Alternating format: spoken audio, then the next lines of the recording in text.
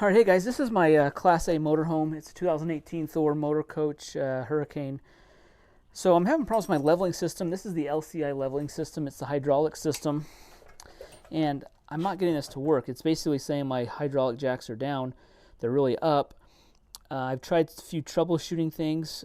My system looks like this, where it's got the motor here, a solenoid, the pump fluid, the pump lines. There's no leaks or anything.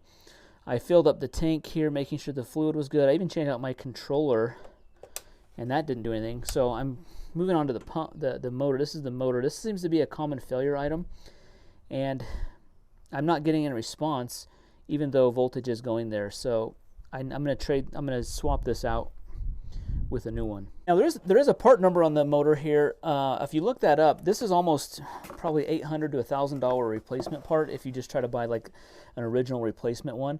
This is a Chinese-made motor that's, you know, I've heard they kind of go out on some kind of regularity.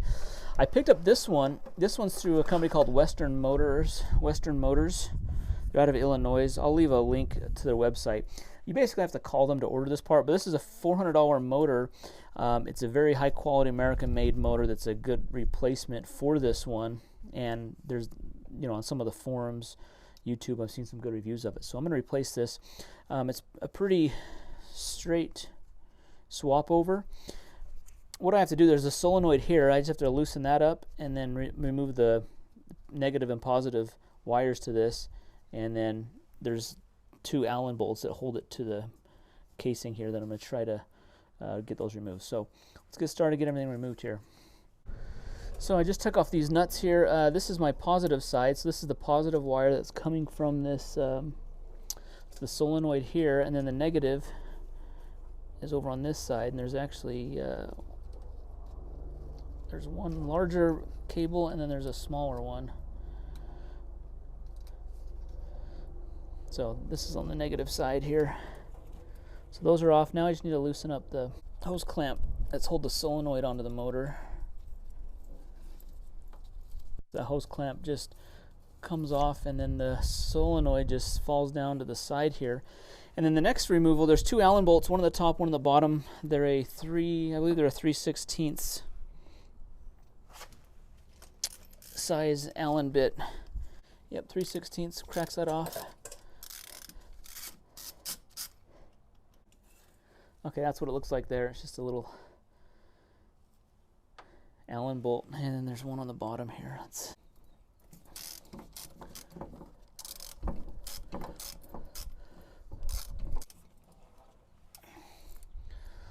All right. So inside the motor, there's a slot, and then there's this.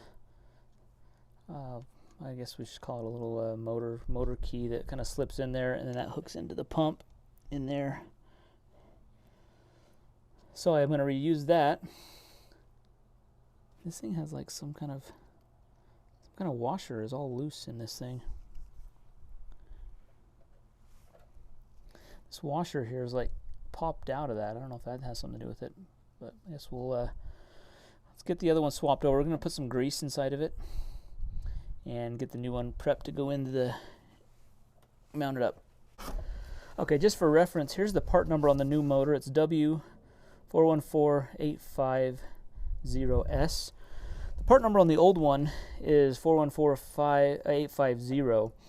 And so I just talked to when I talked to these guys on the phone, they said this is the motor that will replace that one that I have. So I have this little this key pushed in here. It is a little tight. I had to file it down. a little bit to be able to slip inside there, which is not a big deal. I'm just gonna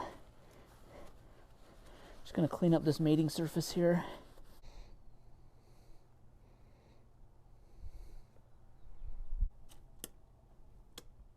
Okay, what I want to do is I want to turn the motor here.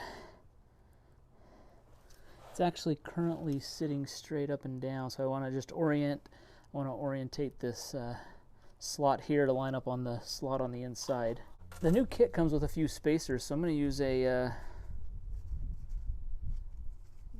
lock washer and a spacer. What will happen is this might be where the bolt goes in. This area here's a little bit thinner.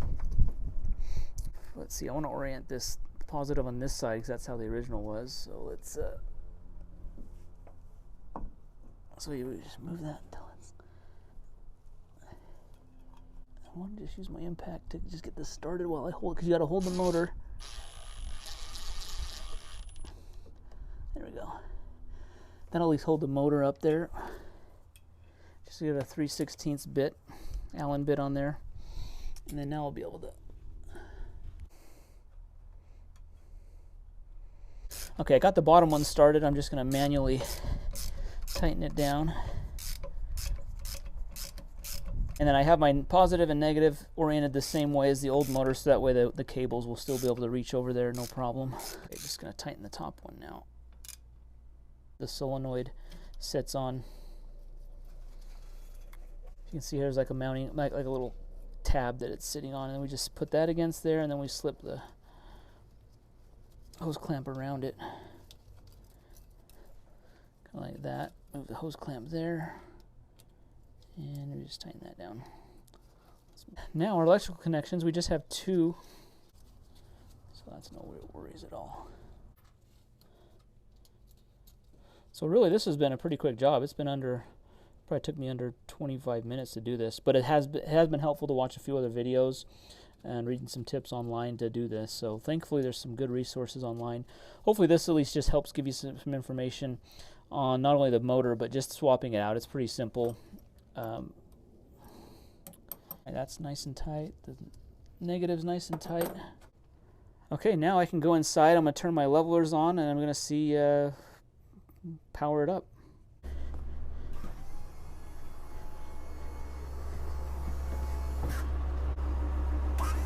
That is a good sound.